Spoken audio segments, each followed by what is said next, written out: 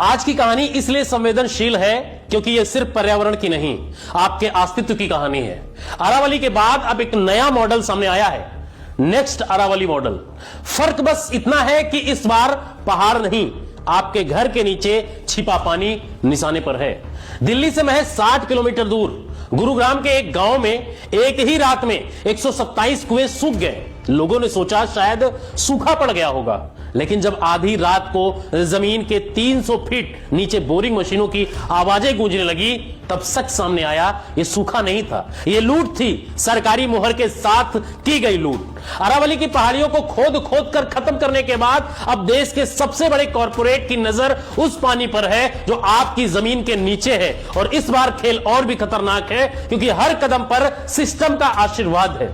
यह कहानी सिर्फ एक गांव या एक शहर की नहीं, यह पूरे भारत के भविष्य का ब्लूप्रिंट है।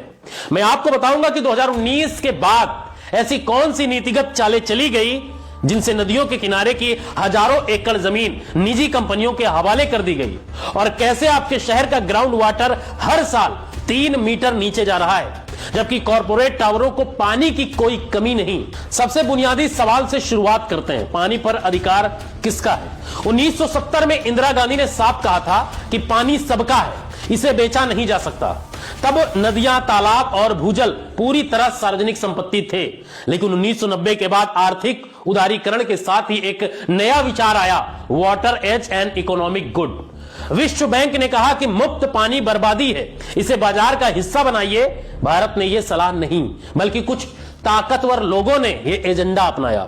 असल खेल 2000 के बाद शुरू हुआ। 2002 में तमिलनाडु ने कानून बनाकर भूजल को निजी संपत्ति घोषित कर दिया। मतलब आपके प्लाट के नीचे का पानी आपका। सुनने में अच्छा लगता है, लेकिन यहीं से असमानता जन्म लेती है। 2 एकड़ वाली किसान और 200 एकड़ वाला बिल्डर कागज पर बराबर है, मगर हकीकत में नहीं।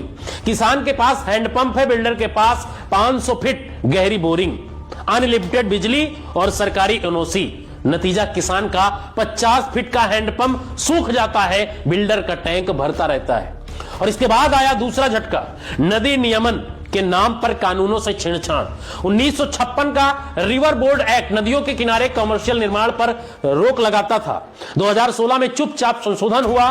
पीपीपी मॉडल के तहत डेवलपमेंट के नाम पर इंडस्ट्रियल कॉरिडोर को मंजूरी मिल गई, और उसी के दौर में यमुना एक्सप्रेसवे, दिल्ली मुंबई कॉरिडोर जैसे मेगा प्रोजेक्ट आए। इत्तेफाक नहीं, यह पैटर्न है।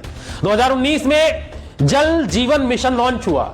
हर घर नल, हर घर जल। सुनने में कल्याणकारी योजना लगी, लेकिन इसके साथ जुड़ा एक अहम क्लॉज, वाटर सप्लाई मैनेजमेंट में प्राइवेट सेक्टर की भागीदारी। मतलब वितरण सरकार का, लेकिन पानी निकालना और ट्रीटमेंट निजी कंपनियों का। अगले 3 साल में 12 राज्यों में बड़े कॉर्पोरेट्स को ठेका मिले, और यही वो मोड़ था जहां पानी संसाधन से कमोडिटी बन गया। जब कोई चीज कमोडिटी बनती है तो 3 नियंत्रण जरूरी होते हैं, सप्लाई, डिस्ट्रीब्यूशन और प्राइसिंग। भारत में तीनों धीरे धीरे निजी हाथों में जा रहे हैं। सप्लाई की बात करें तो भारत का 60% पानी भूजल से आता है। गुरुग्राम में 2015 से 2023 के बीच 400 से ज्यादा बोरवेल लगे। पानी का स्तर 300 फीट से नीचे गिर गया, 800 पहुंच गया। और बेंगलुरु में आईटी कॉरिडोर के आसपास 200 झीलें सूख गई, लेकिन कॉर्पोरेट ऑफिसों में स्विमिंग पूल भरे हैं। मुंबई कोस्टल रोड प्रोजेक्ट से कोस्टल एक्वाफायर में खारा पानी घुस गया। लाखों लोगों को पानी पीने वाला पानी था वो खराब हो गया। डिस्ट्रीब्यूशन पर कब्जा टैंकर माफिया के जरिए हुआ, और जब नल सूखते हैं लोग टैंकर बुलाते हैं। भारत में टैंकर इंडस्ट्री 15,000 करोड़ की हो चुकी है। जांच में सामने आया कि 70% टैंकर अवैध बोरवेल से पानी भरते हैं, और ये बोरवेल बड़े रियल एस्टेट डेवलपर्स के हैं।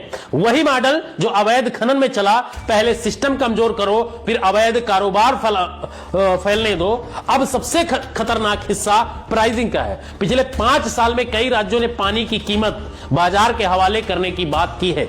मतलब मांग बढ़ेगी तो दाम बढ़ेंगे, और मांग इसलिए बढ़ेगी क्योंकि सप्लाई जानबूझकर सीमित रखी जा रही है। और यही मॉडल बिजली में चला, वही अब पानी में उतर रहा है। इस पूरी रणनीति के नतीजे सामने आ रहे हैं। लातूर में ट्रेन से पानी पहुंचाया गया, लेकिन उसी जिले में एक शुगर फैक्ट्री को भरपूर पानी मिला।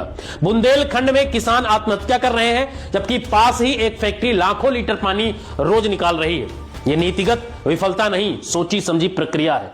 अरावली में पहाड़ गायब हुए, अब आपके शहर का पानी गायब हो रहा है। नीति आयोग पहले चेतावनी दे चुका है कि 2030 तक भारत के 21 शहरों का भूजल खत्म हो जाएगा। उस दिन आप निजी कंपनियों पर निर्भर होंगे, कीमत वे तय करेंगे। सवाल बस इतना है कि पेट्रोल के बिना आप रह सकते हैं, पानी के बिना कितने दिन जिएंगे।